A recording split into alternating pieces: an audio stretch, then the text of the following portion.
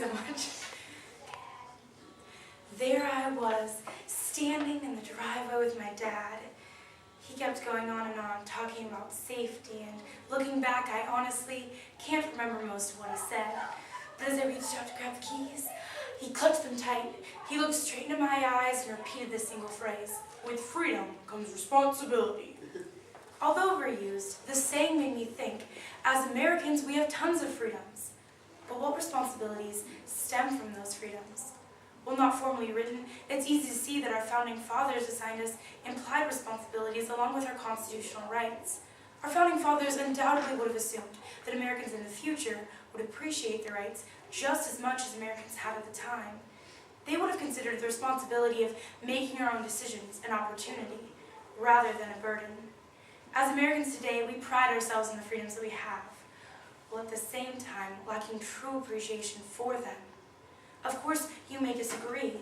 The thought of someone taking away your right to hold a peaceful protest, speak your mind in public, or practice your religion might really make your blood boil. We, as Americans, would strongly reject anyone who tried to tell us how to live our lives. Regardless, many of us voluntarily forfeit our freedom by being too apathetic to take action, or sadly, by allowing others to influence our actions. By doing so, we resort to a complacent, subconscious, just tell me what to think mindset. This tell me what to think mindset becomes evident as we explore the decline of Americans' knowledge, the influence of celebrities, and the effects it has on politics today. I'll begin with some facts that might surprise you. A 2006 survey conducted by Synovate, a global research firm, found that Americans knew more about The Simpsons than they did about their First Amendment rights. Only 25% of Americans could name one or more First Amendment right. Compare that to over 50% of the population who could name 2 or more characters from The Simpsons. Equally worrisome was the statistic that 1 in 5 Americans thought the right to own a pet was also one of their First Amendment rights. This alarming information shows us that while all Americans claim they would take a stand for their rights, a majority of Americans don't even know what those rights are. When Americans actually try to educate themselves about politics, they often turn to celebrities. Hearing this statement, you might immediately characterize this as a classic anti-media gripe. But before you do, realize that I'm not referring to the classic raw advertisement method. It would be unrealistic to assume that all Americans would go and buy a Carl's Jr. burger just because Paris Hilton gave her brilliant and often quoted one-liner, "That's high." Many of us recognize the ad populum fallacies in advertising.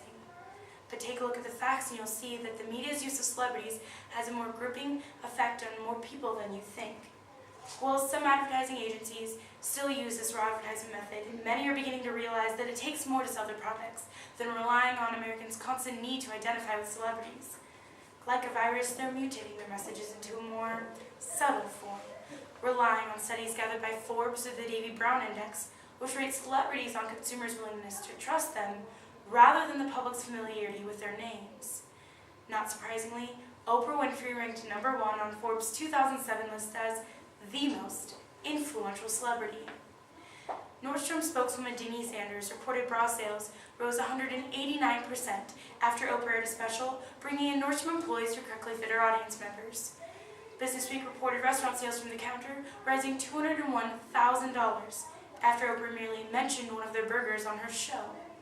Not only does Oprah have an influence on what many Americans wear and what they eat, she has a huge influence on what many Americans choose to read. Who could forget the James Frey scandal, when Oprah Winfrey chose James Frey's A Million Little Pieces for a book club in the fall of 2005.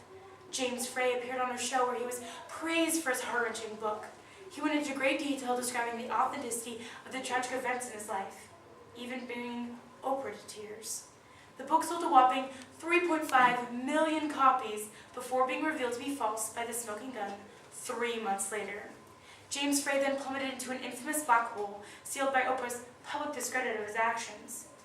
Oprah's influence on Americans is apparent, and should send a red flag out to us all. I'm not implying Oprah has bad intentions, rather our willingness to blindly trust someone is an unhealthy choice. From bras, books, burgers, and now Barack, Oprah's endorsements are swaying the public's decisions. While Oprah's influence on Barack Obama's campaign is hard to measure, the facts show that she's bringing in millions, drawing large crowds, and causing people to question. According to an MSNBC article covering Oprah's appearance at an Obama rally at the William Bryce Football Stadium, 68% of attendees who purchased tickets online had never been contacted by a political campaign before. Such a powerful endorsement is only intensified when we analyze the motives behind most voters. Many Americans submit to voting based on limited information, often taking the way a political commercial or an article in a magazine makes them feel. They then associate these feelings with a candidate or an issue, and when it comes time to vote, they go with their instincts. Samuel Popkin, a professor at the University of California, San Diego, calls this gut rationality.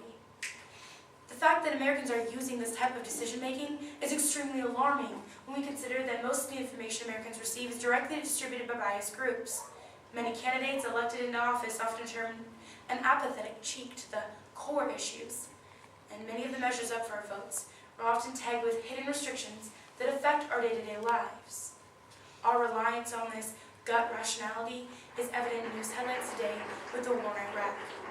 No matter how our views may differ on the war, many of us would admit to feeling confused, frustrated, or misled during some point in the process.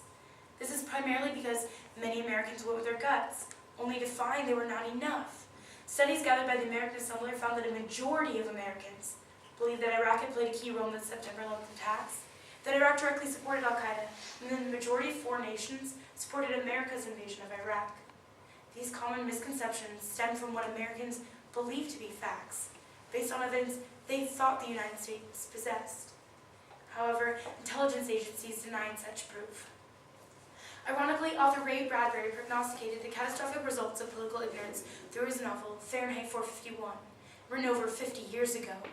In this story, the protagonist's wife decides to discuss politics with 3 female friends. They conclude that a candidate for presidency should win, based on his looks and the appeal of his name. As incredulous as this may sound, many people claim they would vote for Barack Obama because he's good-looking. Others completely refuse, saying his name sounds too much like Osama bin Laden. Have we really become the superficial nation Bradbury railed against 50 years ago? Potentially, when we consider that most Americans don't even want to think about politics because it's just too depressing. Bradbury's Fire Captain Beatty put it best. If you don't want a man unhappy politically, don't give him 2 sides to a question. Give him one. Better yet, give him none. The easiest way to diminish the value of freedom is to remove any knowledge of ulterior options. When the media waters down and simplifies information, the burden of responsibility is lifted from the shoulders of the public. But we are left to choose the single remaining options, the candidates presented to us as the only clear and logical ones from the very beginning. But knowledge is freeing, and once we are aware of a problem, we have the ability to make a change. This issue comes down to a choice. Whether subconscious or not, many of us have made the choice to accept this mindset of complacency. By holding on to our tell me what to think mindset, we allow others to take our money, cast our votes, and dictate our decisions. We concede, giving up the very source of our freedom, our ability to choose. Launching a national campaign to get out and vote, to providing more news sources on television, will do absolutely nothing if we continue to allow others to think for us. The solution then is to analyze and synthesize the information you receive from celebrities, politicians, teachers, and friends. You must first research and listen with an open mind, because it is only then you can receive the whole picture. Next, you must look critically at that information, taking out emotional fallacies and other fluffy nugatory statements, leaving you with the bare facts and the opportunity to ask yourself, do I agree? You can start this process by researching candidates for the upcoming presidential elections. The next president will create policies that affect the future of our nation and our own personal lives. The next time you go to make a purchase, do the product research yourself, deciding to buy what you think is worth your money. Because I'm not asking you to agree with my views. Rather, I'm advocating that you do the opposite. As you clutch your keys, metaphorically speaking, remember your responsibility. Driving has given me the opportunity to go where I wish, and the keys you possess have the ability to do the same on a much larger scale. As you navigate through your life, you have the freedom to choose where you want to go, and the responsibility of finding the right roads to take you there.